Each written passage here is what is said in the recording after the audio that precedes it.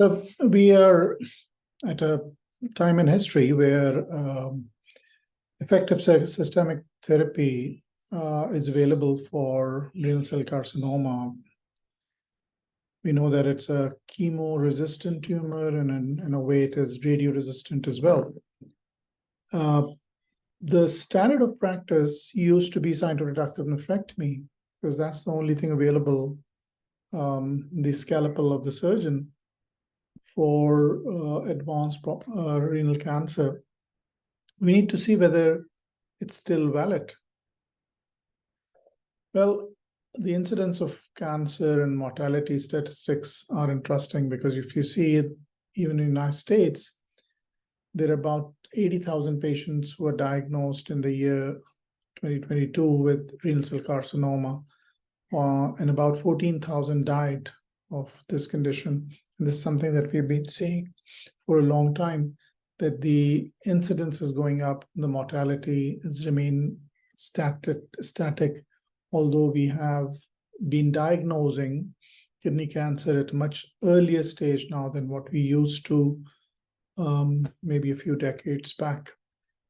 If you look at the statistics of our part of the world, i.e. the Southeastern Asia and South Central Asia, between 12,000 to 25,000 cases, underscoring the fact that these patients, the statistics and the surveillance data is not as strong as in the West.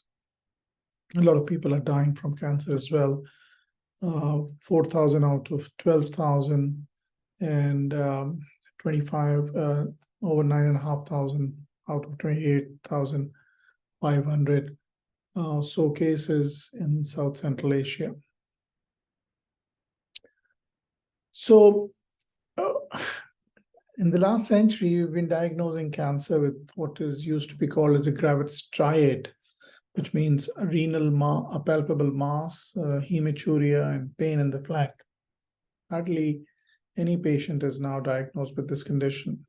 The majority are diagnosed on imaging, which is done for some other reason. So if you look at the data from the United States, we see that about 17% patients at diagnosis still have metastatic disease. And out of those who have been treated for localized cancer or on active surveillance for localized cancer, about 1/3 can develop metastatic cancer. So what can be done for this condition? Well, about over 20 years back, these were the 3 landmark studies by Gerhard Mickisch, Robert Flanagan, and Lara. And this is a so-called cytokine period. And in this cytokine period, we had some response, because obviously there's nothing that can be used as a systemic therapy. We moved and taken a real leap into future and towards progress when targeted therapy was introduced, thanks to our understanding of the VHL gene and its mutation and its impact on development of the renal cell carcinoma.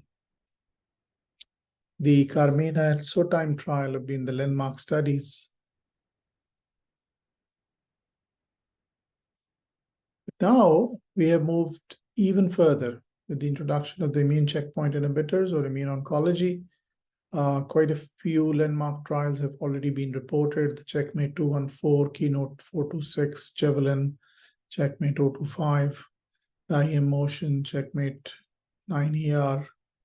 And there are some in the pipeline looking at the need and indication for cytoreductive nephrectomy in the era of immuno-oncology. The CytoKick trial, Nordic Sun, and the PROBE trial. And I'll briefly discuss the PROBE trials protocol in the coming slides. So when we say advanced cancer, we actually have not a clear definition. So we basically mean cancers which are advanced because of the stage of the disease, or they are aggressive because of the typical histology, Patients with metastatic cancer are invariably advanced cancers, and these metastases could be metachronous, which is relatively less aggressive than synchronous metastases. So patients who present with synchronous metastases have a shorter overall survival, even with the utilization of the contemporary immuno-oncology. In the CheckMate 214, the median survival of the group presenting with synchronous metastases was less than 2 years compared to 4 years for all patients, all other patients in the study. So synchronous metastases basically is bad omen.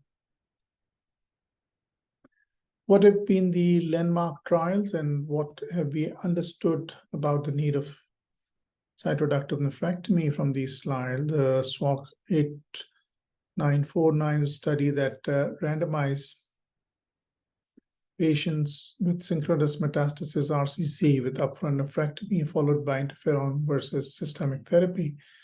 And this trial basically showed that cytoreductive nephrectomy has role.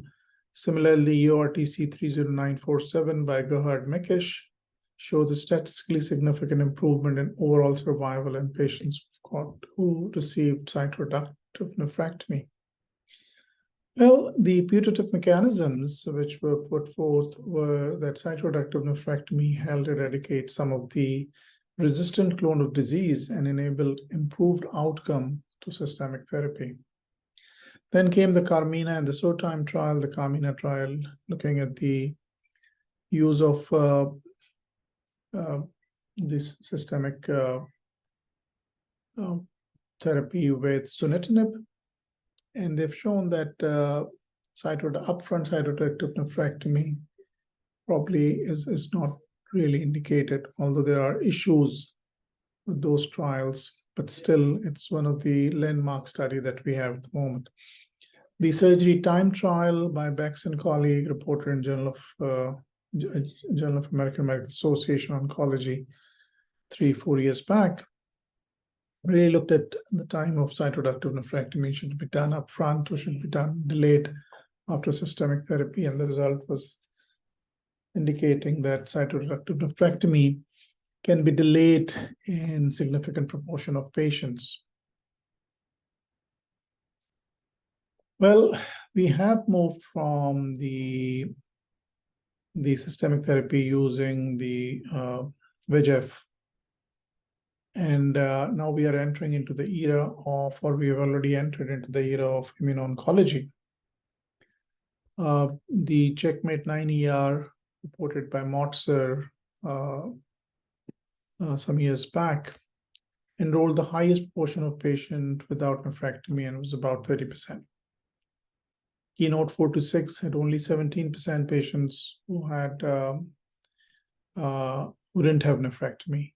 Javelin had 13%. CheckMate 214, gained by Motzer in New England Journal of Medicine, 2018 had about 22%, and CLEAR trial had 20% who did not undergo nephrectomy. So if you look at the modern era of immuno-oncology, see that all these trials still have significant proportion of patients who had cytoreductive nephrectomy. So it's incorrect to believe that ICI will eliminate the need for cytoreductive nephrectomy. So what's the rationale for cytoreductive nephrectomy in advanced RCC? Delayed cytoreductive nephrectomy after immunotherapy may be beneficial compared to immunotherapy alone, and this is coming from some of the leading trials that have been reported with ICI. The surgery time trial, or the SOTIME trial, showed overall survival significantly longer in patients undergoing delayed nephrectomy. So the SOTIME trial really posed the need for upfront nephrectomy in their cohort of patients, and we know that there are some issues in terms of accrual in that study, and the number was smaller. Use of ICI prior to cytoreductive can generate a stronger immune response than upfront cytoreductive nephrectomy followed by immunotherapy. And the rationale of this is important to understand, that use of systemic ICI is going to create a much broader base immune response than using ICI after the nephrectomy, because you've taken a lot of antigen load away.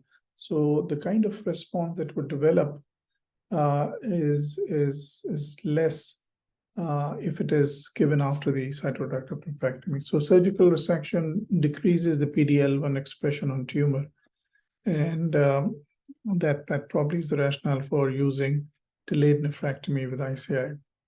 The initial cytoreduction has the effect of surgically reducing the mutational load and decreasing the diversity of private mutation.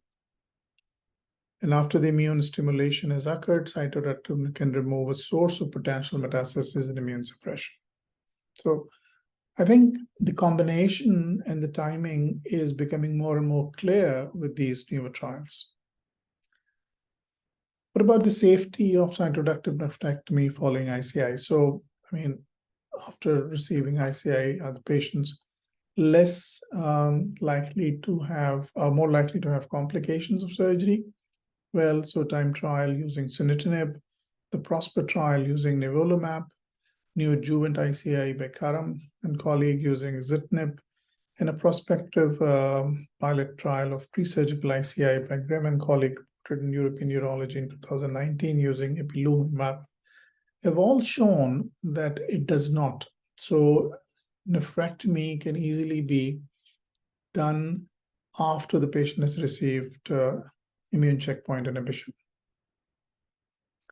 These are some of the upcoming trials, and they are mostly recruiting at the time of this publication, using various combination of ICI, so IO and IO versus IO and VEGF inhibition. So again, cytoreductive nephrectomy's role will become much more clear when some of these trials are reported. The PROBE trial is again one of the upcoming trial. The protocol of the PROBE trial was recently reported in and the details were shared. The study hypothesis is cytoreductive nephrectomy will improve overall survival in synchronous metastatic RCC when surgery is performed after starting systemic immune checkpoint-based combination therapy. A potential mechanism leading to improved survival is that the broader antigen spread and the higher neoantigen load enabled by the primary tumor enhancing the efficacy of the immune therapy. The rationale of cytoreductive nephrectomy after initial systemic therapy will help select patient subset who are most likely to benefit, potentially enable eradication of immune-resistant clones within the primary tumor. So cytoreductive nephrectomy in metastatic non-clear cell carcinoma, so we have mostly been focusing on clear cell. Well, exclusion of non-clear cell carcinoma is quite evident from some of the leading trials, the SWOG 8949, EORTC by Gerhard, Mikesh, Carmina, and Sotine. So we need to look at some of the smaller studies looking at the impact of cytoreductive nephrectomy and systemic therapy, and then in that cohort. So the SEER database from 2001 to 14, including over 850 patients with non-clear cell RCC, reported Marcioni and colleagues in European Urology Focus. And their conclusion was the cytoreductive nephrectomy had a 2-year mortality rate of about 52% in comparison to 78% in the group that did not receive cytoreductive nephrectomy. So cytoreductive nephrectomy still has a role even in the non-clear cell group. The IMDC database with 350 plus patients with synchronous papillary metastatic RCC treated with targeted therapy with or without cytoreductive nephrectomy and reported by Graham and colleague in European Urology Oncology in 2019 again showed that the median overall survival advantage in the cytoreductive nephrectomy group of 16.3 months versus 8.6 months. So underscoring the importance of cytoreductive nephrectomy even in the non-RCC. One of the factors that is even the West is feeling, but obviously this is much more important in our part of the world because of lack of insurance and the government support for use of these agents, is that it is expensive treatment. So if you look at the cancer-related spending in 2008 in the United States, it is 156 billion, which is twice the GDP of Sri Lanka and 1/2 the GDP of Pakistan. The greatest contribution of this cost is medical supplies and non-physician services, including antineoplastic agents. So these newer generation agents are extremely expensive, and we need to keep this in mind, particularly in our part of the world. The per cycle cost of nivolumab and ipilimumab in the report by Chen and colleague in American Journal of Clinical Oncology last year showed that it is about over $20,000.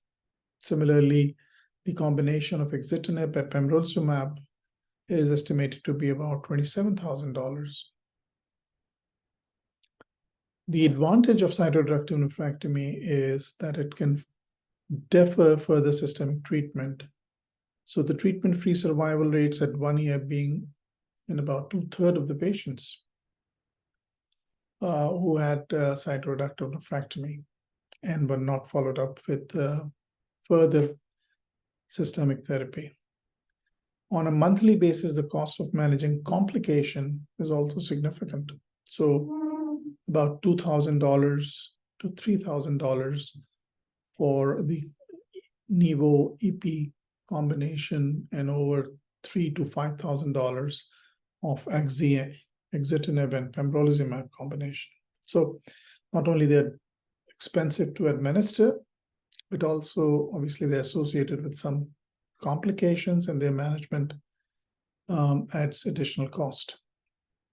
So in summary, the role of cytoreductive nephrectomy has evolved over the past few decades. The Cytocake, Nordic, Sun, and the PROBE trials will probably shed more light on the role and timing of cytoreductive nephrectomy in the era of immuno-oncology.